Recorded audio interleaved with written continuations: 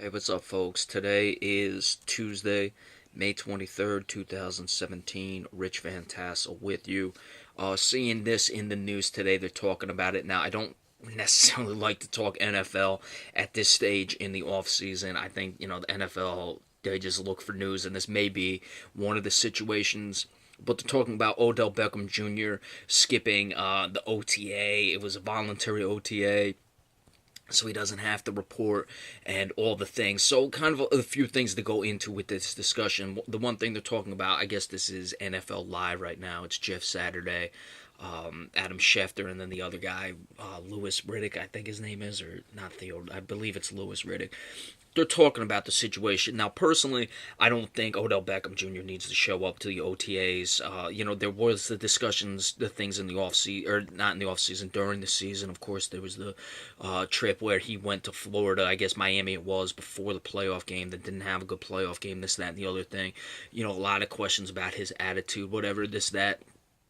I'm not going to get into it. It is voluntary OTA. He doesn't have to show up. But the thing that I don't like, and this isn't Odell Beckham Jr. saying it, this is the defense they're giving of Odell Beckham Jr. They're talking about, well, he's not paid that well. He makes whatever, 1.8, I guess they're saying $1.8 million a year. Because he's still obviously on that rookie pay scale that he's on, a rookie contract, and he was only highest, he was a second. He might have even been a third round pick, but I'm almost certain he was a second round. So we know he's not obviously making the money he should be for a guy who performs as much as he does. But they're talking here about, injury, the risk of injury, this, that, never show up. Jeff Saturday is like, don't show up to a situation where you could get injured. You want to just eliminate as many potential injury situations as you can, and as an NFL player making the money, which I agree with in that sense. But the fact is, Odell Beckham Jr. is working out in the offseason, or at least I would assume he's working out in the offseason. If he's not, he would probably be the most God-given physical specimen in history if this guy is not working out, because he's in phenomenal shape. We can all see this. So he's working out during the off season, and what goes on at OTAs is it's essentially a workout. I mean, it's nothing other than that. I'm sure he would be doing almost the same or very similar things at the OTA as far as working out, as far as drills, as far as exercises, as he would be doing on his own. So to come out and to defend it as, well, you want to run the risk of injuries, to me is somewhat stupid. It's somewhat ridiculous, and it doesn't do Odell Beckham Jr. any favors. Now, again, he's not the one saying that. It's the people on the show who are saying that. But it's one of those things to look at. Now, as far as Odell Beckham Jr., look, I think he's a very good player. As a Cowboys fan, I worry about Odell Beckham Jr. every time they play. He's dangerous. Is he the best wide receiver in the NFL? I'd say he's right there in the discussion. I think Antonio Brown is certainly up there. I would even put him and Antonio Brown, Odell Beckham Jr., that is, above a guy like Julio Jones. I think they're much more dangerous than Julio Jones, who puts up sensational numbers. I would say it's him, Antonio Brown. I know there's probably someone I'm thinking. I mean, Dez Bryant is not in the conversation. Let's just get that out of the way right now. I can even admit that as a Cowboys fan. So Dez Bryant is not there. But I'd say it's him. Now he's teamed up with Brandon Marshall. Brandon Marshall, to me, is not there anymore. He may have been at one point, but certainly Brandon Marshall gets the job done. Besides him and Antonio Brown, I'd say there's no real threats to them. Some may say Julio Jones. I don't think so. Larry Fitzgerald, not in the conversation anymore. Jordy Nelson now. So it's him and Antonio Brown. So he's a dangerous player, and certainly I would say that he's earned the cachet, even though this is going to be, his fourth year in the league, that he cannot show up to the OTAs if he doesn't want to. Now, there are, of course, the situations. I know, living, of course, in New Jersey, I heard on the radio about he didn't show up to something. It was an event for the guy Mike Francesa, who I know I mentioned on here before, the radio guy. Now, Francesa was giving him shit about it, and clearly he would, because it was his event. There are things like that, should he have shown up? That has nothing to do with teams, events, or anything of that nature. So yeah, this is something that would concern you with Odell Beckham Jr.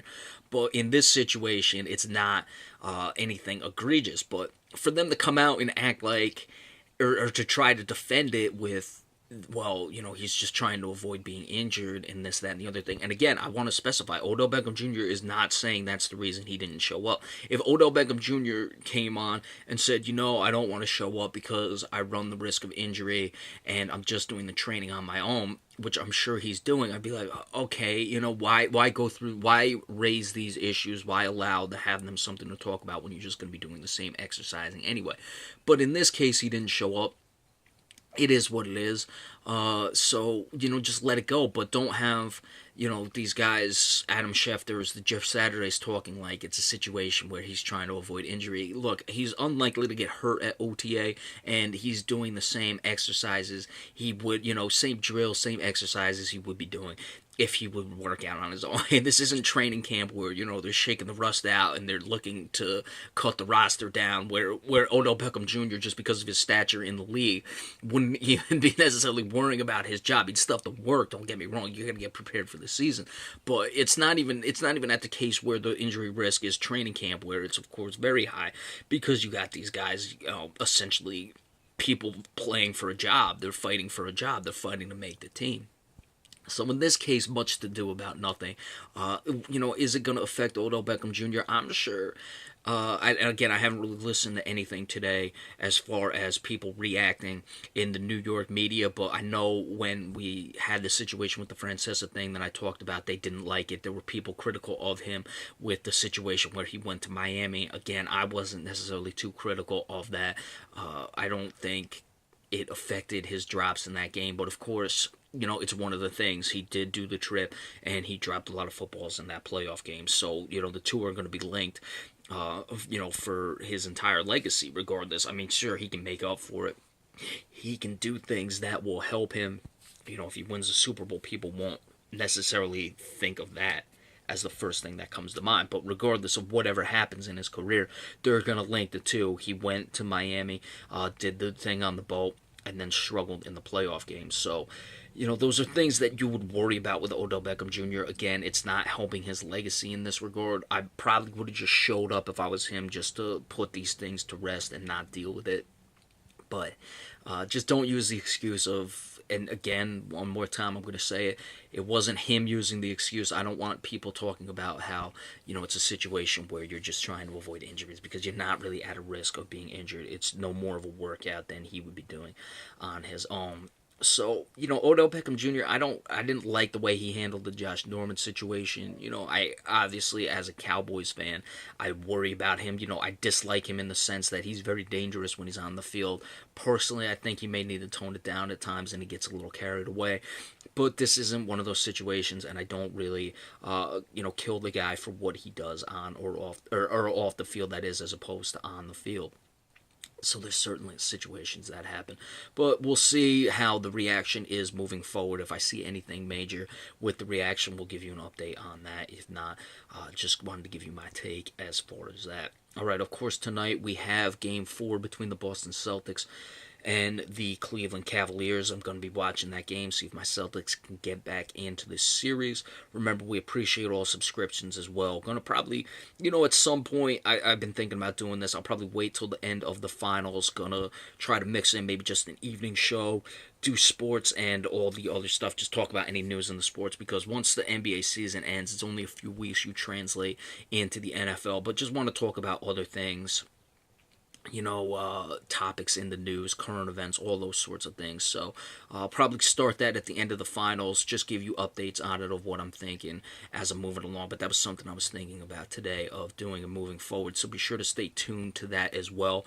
Instead of just having these quick takes, we'll move things in at the end of the day, as we said.